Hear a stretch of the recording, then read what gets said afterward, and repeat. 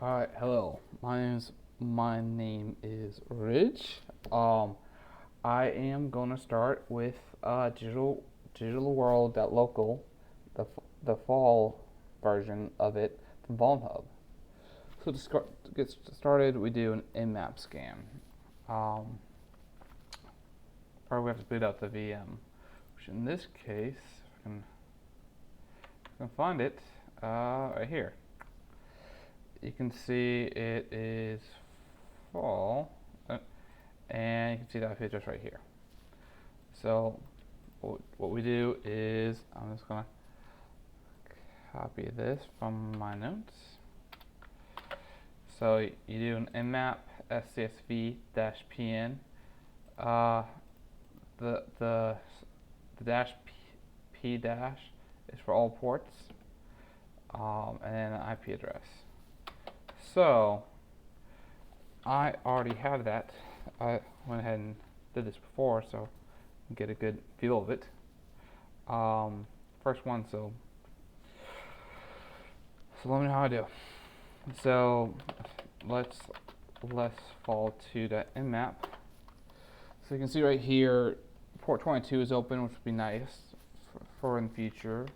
Port 80 is open, which we could probably try to do something with. Let's see.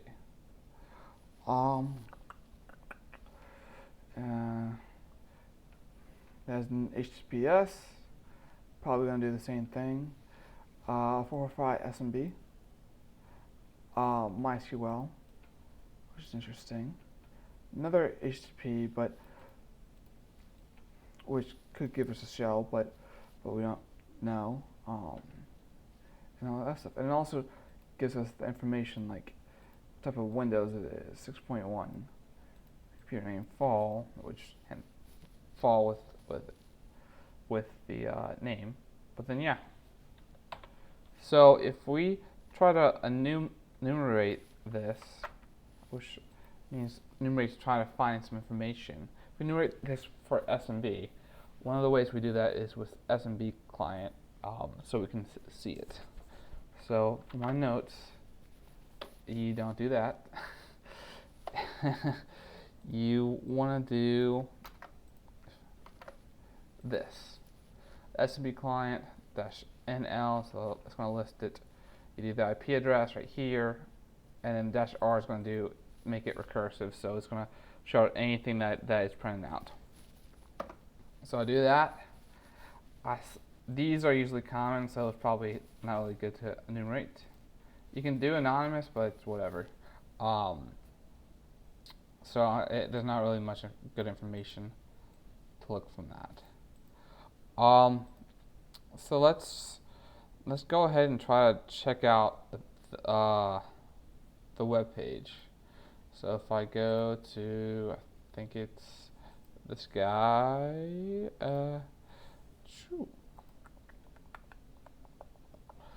Okay.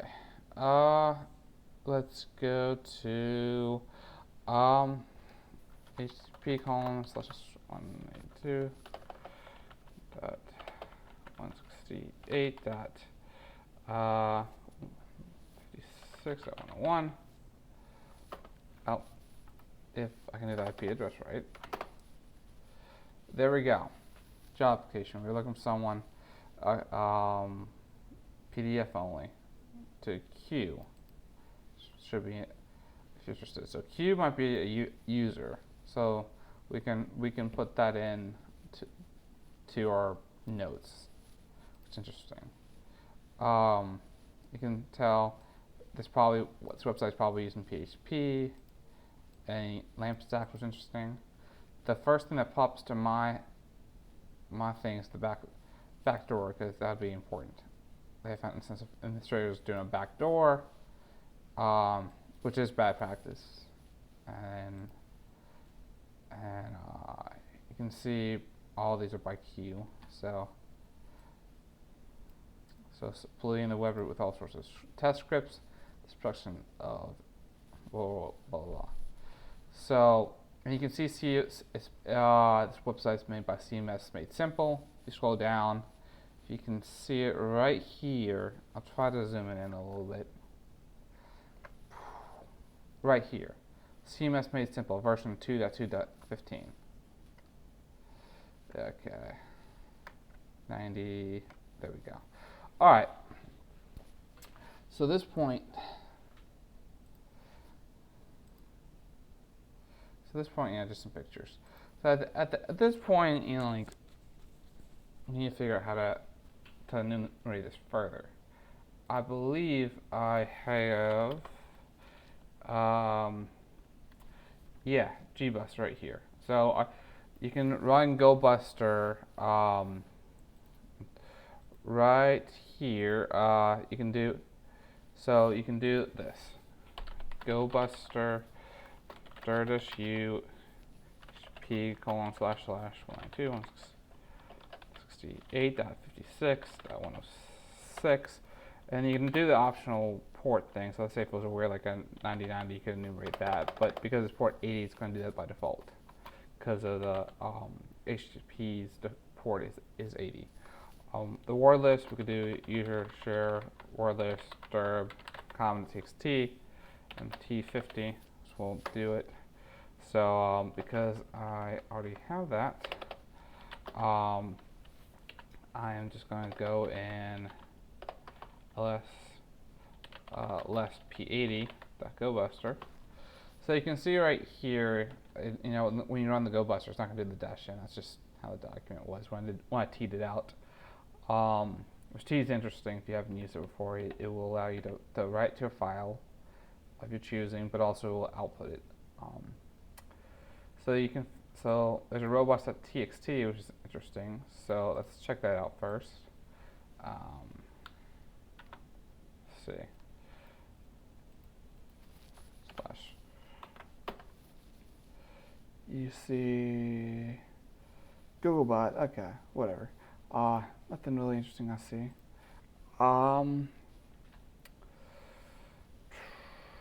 430. So you get 200 with an index, which is what we saw before. So obviously PHP. You can try to see PHP info.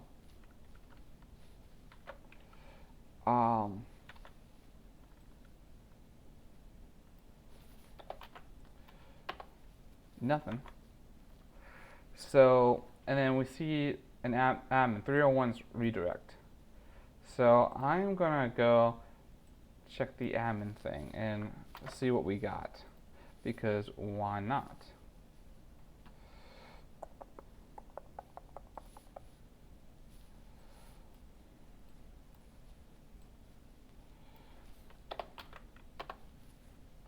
So we can see there's a login thing, which is interesting. But we still need to enumerate this further. So we're going to use a tool called Nikito, which will allow us to see some stuff.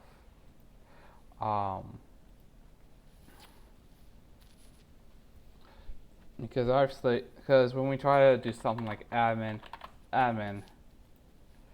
it's not going to work. Or if we try to do a SQL injection. So let's put this test. It doesn't do it. So some people might think this is a standstill, but you can enumerate, like I said before, with Nikito. So let's go to here. Let's quit this. So Nikito dash h192.168.56.106, and let's call this fall.nik. I want to show you the T thing. Fall.nikito. See. Maybe it's not liking the T. It works most of the time.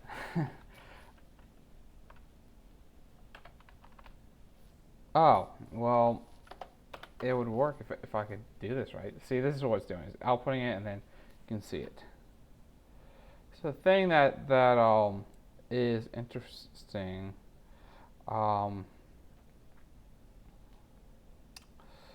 is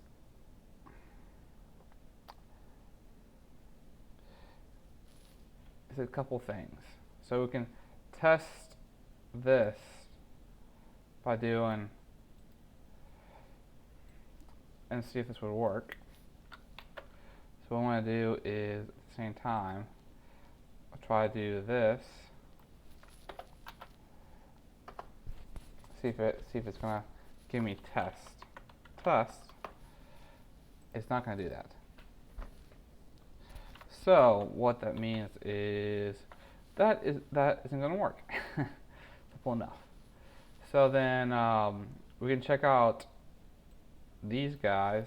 If we check out lib, let's see what we get. We don't need 2 slashers. Lib gives us nothing.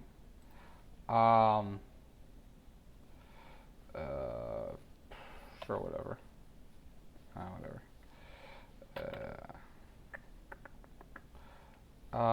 Temp will probably give us nothing.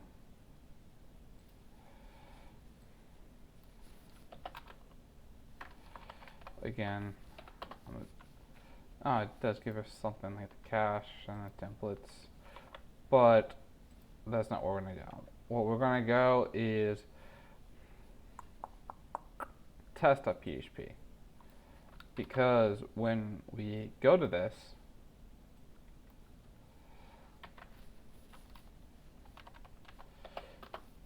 it freaks out and gives us the missing git parameter, so it's trying to get stuff. What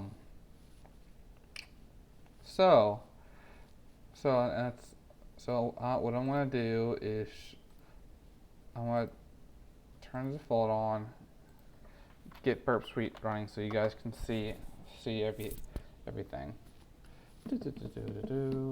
Probably should have gotten this up earlier. Well, yeah, this is my first video, so I'm kind of trying to figure it out. Hopefully this shows that I know how to do stuff. So yeah, and if it works out well, maybe I'll make more in the future. Maybe I won't. Just see what my mood is. I know it's vulnerable, but I don't care. Okay, so this is the connection. You can see the cache stuff. I'm not really going to do anything with Burp. I'm just trying to show you what it's trying to do step by step, and afterwards get to Git. So I'm going to exit that because it's basically done. Turn that off. And yeah. So at this point you're thinking, okay, what can we do with this, you know? So that's where we get into wfuzz. So I want to see if I can kind of get into, see what's going on with this. So first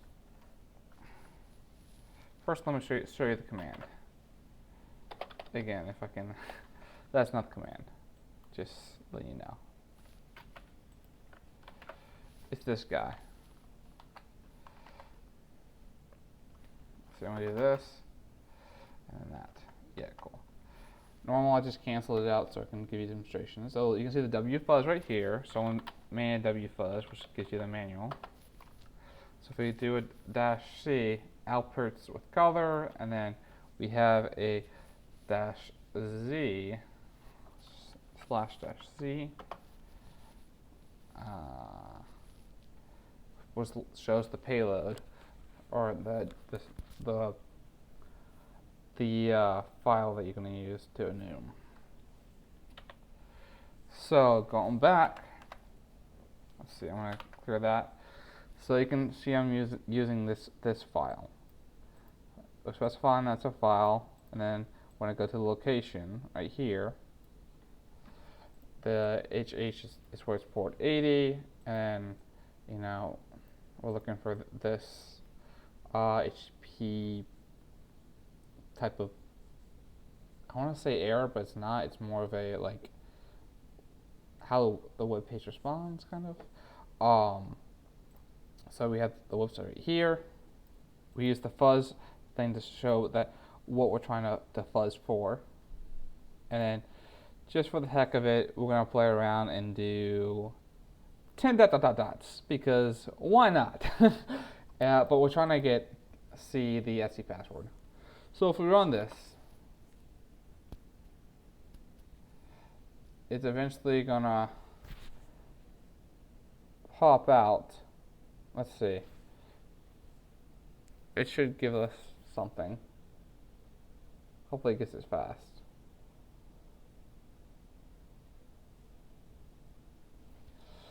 Okay, that's not what it's supposed to do. Let me try one more time. I'm just gonna play around with this a little bit. Sheet.z.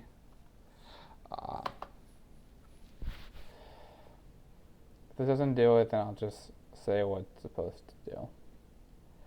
Because it should pop out something. F G H P. Come on.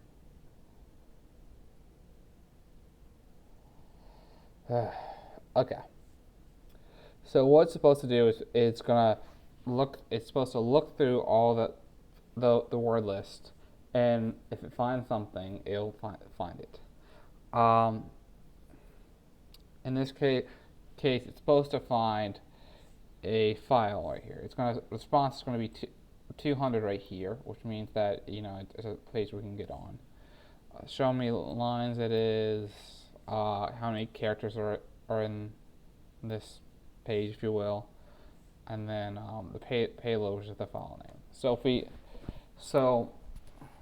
if we do this, but replace this with file, so test, replace the fuzz with file, equals, maybe that's what I did wrong. Let me check that first. Because I'm dedicated and I want you guys to get the best content. If not, no big deal. I'm just trying to... There we go. Alright. Just need an equal sign, y'all. Alright. So yeah, you can see what I was talking about before. Awesome. So yeah, and then it's going to keep on running, but this is the only one it's going to find. So we do that, and let's get that. Now we have the Etsy password. But what we can do is we can curl that with curl, then we can get that, which is why I have the password thing right here. Even though doesn't look pretty like that, but just in case, we can do if we need this in the future to get root access. Okay. But this is an interesting thing because now what we're probably going to do is, so how we enumerated the page, we found a queue. So let's try to see if there's a user called Q, and let's assume that he can SSH and he has a normal ID RSA. Ta-da! We got this. This will be useful because we need to have this to SSH in to this user. Right? So what we're gonna do is t this to key, which I have already done. Cat key and -l key. So what this is the permissions. So you want to be very strict as possible. So read is for 4, 5, 6. Yeah, read is 4, write is 2, read is 1. Executes 1. So each has 4 things. So read, write, execute is for a user. Read, write, execute for a group and read write executes for global. And this right here can be for a directory or whatever. So yeah, you want to get this in the key. All right. So now if we SSH into it, -I, using the key, QRU, and I would name it key. I tried to do it something else, like ID RSA, didn't work. So just try to name it key and call it a day. Ta-da! I am in, and you can see cat local.txt. Yay!